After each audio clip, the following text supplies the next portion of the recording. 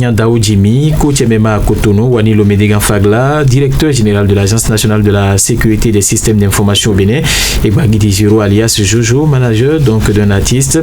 Le deuxième complice est Télé Exception, un étudiant togolais qui travaille comme conducteur de taxi moto. Raoul Steve Gounoukan, on peut dire donc un nouveau rebondissement dans cette affaire. On l'attendait, la réaction soit de la partie béninoise ou de la partie togolaise. C'est le Togo qui réagit en premier et qui donne d'autres informations. Oui, c'est le Togo qui réagit et qui donne d'autres informations, et c'est en quelque sorte un nouveau rebondissement dans cette affaire où on a un peu plus de précision. Oui. Notamment c'est le service central d'investigation du Togo qui a mené donc ces enquêtes qui ont abouti à ce qu'on est en train d'observer aujourd'hui. Oui. De toutes les façons, vous savez, on se disait certainement qu'il y aurait une complicité entre les forces de police du Bénin et celles du Togo. Mm-hmm. Mais on se rend compte aujourd'hui que c'est des civils qui sont allés donc pour ça. Mais on n'a pas encore eu la réaction du Bénin. Et ça, c'est le Togo qui a réagi et qui a apporté des informations qui certainement seront utiles à la partie béninoise, oui, et pour qu'on ait plus d'éclaircissement sur cette affaire. Et au-delà du service central d'investigation du Togo, il y a également les organisations de la société civile togolaise et qui ont réagi et qui dénoncent les conditions d'arrestation de Steve Amoussou qui a quand même le droit d'exil. Et c'est fort de cela que ces OSC ont réagi là-bas. De toutes les façons, j'observe que il y a eu des avancées dans cette affaire et il va falloir que la partie béninoise réagisse. C'est vrai que c'est annoncé pour le 7 octobre, oui, le procès qui doit démarrer. Et est-ce que les autorités attendent, les autorités béninoises bien entendu, attendent d'avoir beaucoup d'éléments d'appréciation, oui, avant de monter au créneau?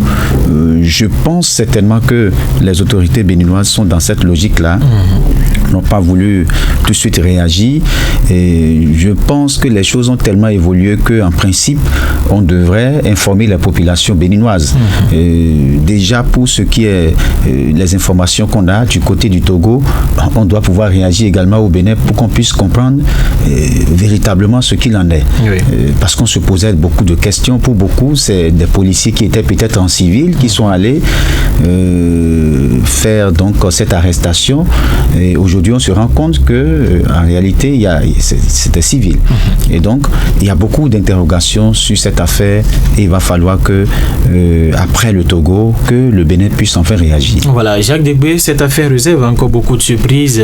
On était tous surpris hier, en tout cas, d'avoir suivi, quand on suivait ce communiqué, voilà, du procureur général de Lomé à la télévision nationale togolaise.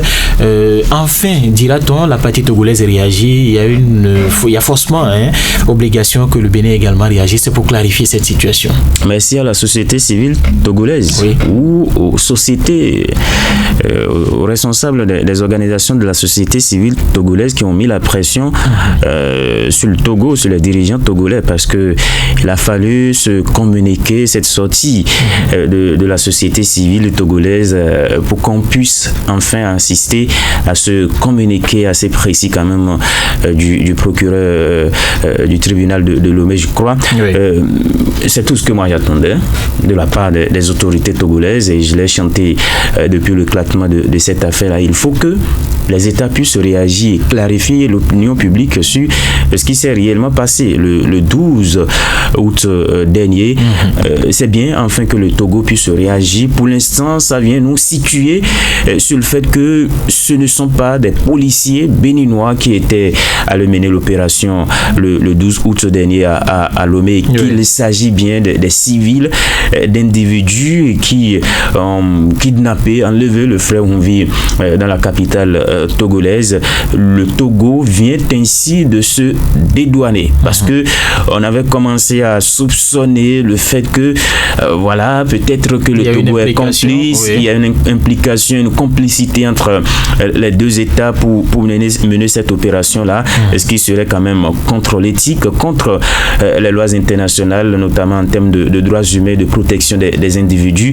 Et donc, avec cette sortie, le Togo vient de se dédouaner. On parle de mandats d'arrêt qui ont été lancés contre les 4 Béninois identifiés dans cette affaire-là. Trois qui sont identifiés parmi les 4 et 2 autres complices, dont une Béninoise et un Togolais qui ont été déjà appréhendés par la police togolaise et qui sont donc dans les liens de la justice.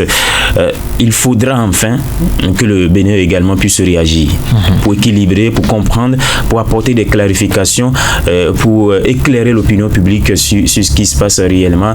Et là, il faut peut-être, et c'est bien dommage, craindre une crise diplomatique avec le voisin togolais. On sait que les relations n'étaient pas au beau fixe depuis l'arrivée au pouvoir du président Patrice Talon. Entre Foy Assingbe et Patrice Talon, ça ne parle pas forcément le même langage. Et donc cette affaire risque d'envenimer peut-être la situation. Le Bénin qui se retrouve tout le temps en mésentente avec ses voisins, le Nigeria, même si c'est désormais conjugué au passé, le Niger, le Burkina Faso, le Togo. On ne peut pas vivre en ayant tous ses voisins pratiquement sur son dos. Alors, Raoul Steve Gounoucon, je voudrais en tout cas démarrer, j'allais dire, par la chute de Jacques Degbe. Si cette information arrivait à se confirmer, est-ce qu'il n'y a pas un risque d'une situation encore diplomatique confuse entre le Bénin et le Togo? Oui, on attend de voir. Vous savez, la réaction de la partie béninoise va encore nous édifier. Parce qu'on disait la partie togolaise n'a pas réagi. Jusque-là, la justice togolaise est restée muette, même celle béninoise, en dehors des avocats, notamment Maître Baparapé, qui a apporté des clarifications. Et les choses ont évolué encore dans le temps. Et donc, aujourd'hui, on en sait davantage avec cette réaction du Togo. Je crois que ce que Jacques dit ne manque pas de pertinence. Vous savez, les crises diplomatiques peuvent venir des affaires les plus simples. Et donc, lorsque les procédures ne sont pas respectées, on peut s'interroger sur... à ce sujet, ça peut avoir ces genres d'implications. Mais de toutes les façons, on attend que la partie béninoise réagisse. De toutes les façons, officiellement, le Bénin n'a pas de problème avec le Togo. Officiellement, même si on sait que ça dit que ce qu'on aurait souhaité n'est pas toujours ça. Il y a entre griffes les relations entre le Bénin et le Togo qui sont un peu en froid, même si officiellement on tente de ne pas le dire, mais c'est un peu risqué avec cette situation. Maintenant, la partie béninoise va beaucoup nous édifier. Lorsque on aura plus de clarification du côté du Bénin, on pourra avoir un peu plus d'éléments d'appréciation, comme le Togo l'a fait avec cette démarche du Togo. Ça a permis à l'opinion de se situer, et donc la réaction du Bénin va davantage nous situer, et nous verrons si ça n'aura pas d'implication sur les relations diplomatiques entre le Togo et le Bénin. De toutes les façons, c'est pas notre souhait, parce que là, on a déjà assez réglé des difficultés similaires avec le Niger, où on n'a pas encore fini. Tout récemment avec le Nigeria. Avec le Nigeria, ça a été compliqué. Vous avez vu, quand on entre comme ça dans ce genre de situation, c'est toujours compliqué. Ça prend le temps que ça va prendre, et les conséquences sont toujours là. Et avec la situation du Niger, où ça profitait déjà au Togo, notamment avec son port. On ne souhaite pas que cela encore vienne empirer la situation, tout simplement. Merci à vous, Raoul Steve Gounoucon, Jacques Degbe. Dans la suite du grand direct de l'information de ce matin, mesdames et messieurs,